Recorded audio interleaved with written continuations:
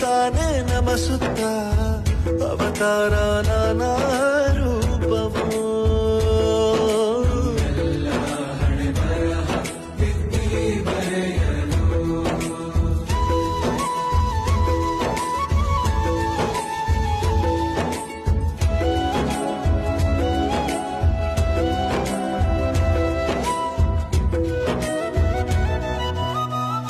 ಬಾಳಲ್ಲಿ ಲೆಕ್ಕ ಎಷ್ಟು ಮುಖ್ಯ ಎಂಬುದ ಬೆರಳಲ್ಲೇ ತೋರಿ ಕಲಿಸಿದ ಗುರುಗಳೇ.